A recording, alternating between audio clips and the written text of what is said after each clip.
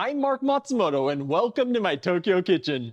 Today I want to show you an easy tofu teriyaki recipe that turns this bland vegan protein into a mouth-watering flavor bomb, so stick around. Tofu is the culinary equivalent of an artist's blank canvas. It's pretty boring as is, but with the right techniques and ingredients, you can layer on textures and flavors to transform it into a stunning masterpiece. For my tofu teriyaki, I season the tofu with garlic and ginger before coating it in starch and pan frying it until it's golden brown and crisp.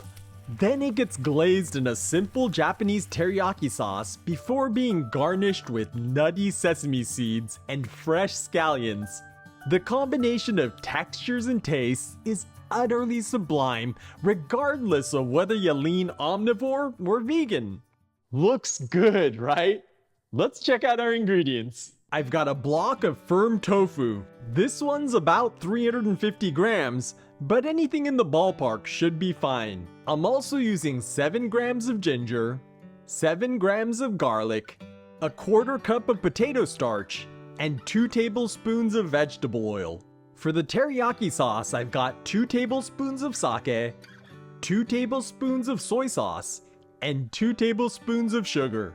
To garnish this, I'm using a teaspoon of toasted sesame seeds, some scallions, and a few sprigs of watercress.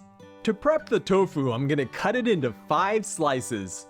You could go thicker or thinner, but for me this provides the perfect amount of surface area for the teriyaki sauce to adhere to. Now I'm gonna line these up on a wire rack to drain.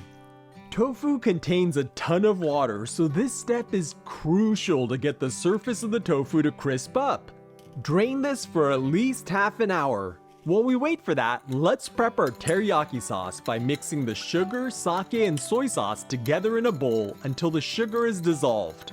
If you plan to make this often, I recommend making a big batch in a squeeze bottle and storing it in the fridge, so you always have some ready to go. Now I'm gonna grate up our garlic.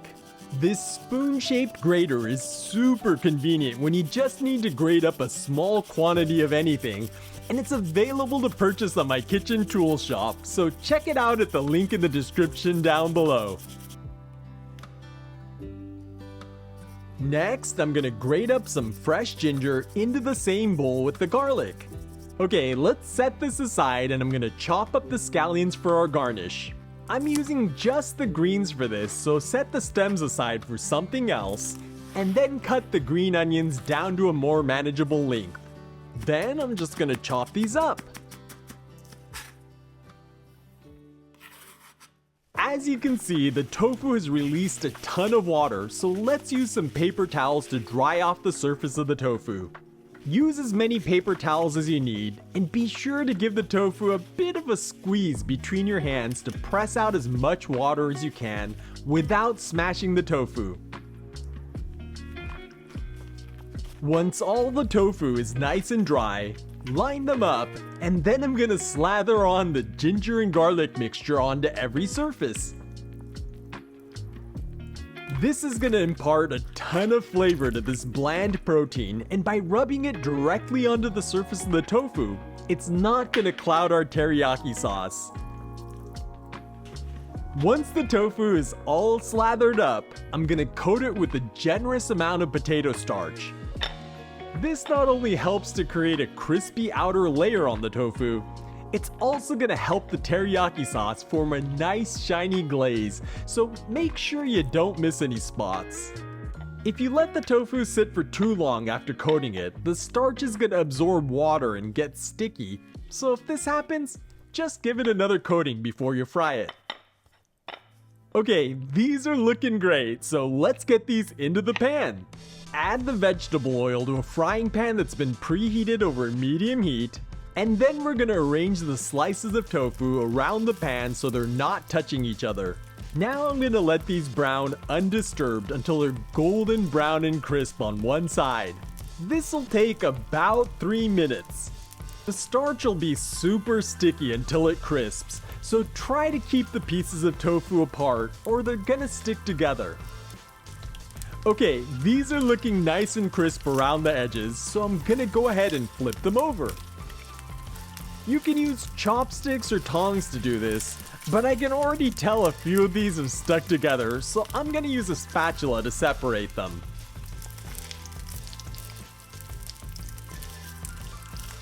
Then I'm gonna brown the other side for another 2 to 3 minutes. Once the second side is browned, you can flip them over a few more times until the crust is more evenly browned like this. Next, I'm gonna use a paper towel to soak up as much of the oil in the pan as possible. This not only reduces the amount of calories you're eating, it's also gonna keep the teriyaki sauce from getting cloudy, so take your time here. Now let's add the teriyaki sauce and turn up the heat. You'll want to let the sauce boil down to thicken it, while flipping the tofu periodically to give it a nice even glaze. Teriyaki sauce tastes best when the sugars start to caramelize, but just be careful not to take it too far or it's gonna burn and taste bitter. This is looking perfect, so let's get our tofu teriyaki out of the pan. You can plate these up over a bowl of rice, but today I'm just lining them up on a plate to serve family style. Then I'm gonna hit it with a generous sprinkle of toasted sesame.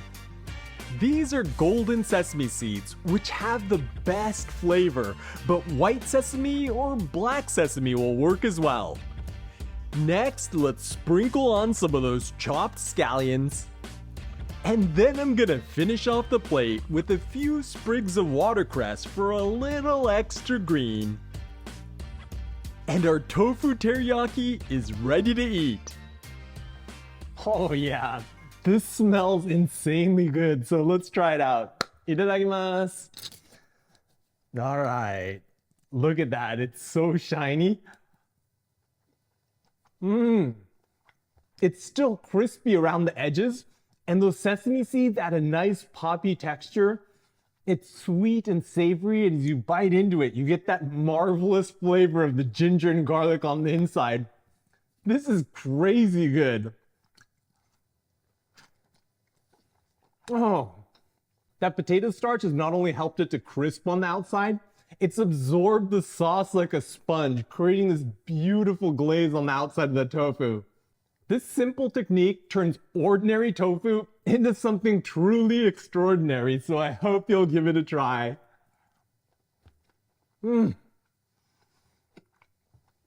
It's so good.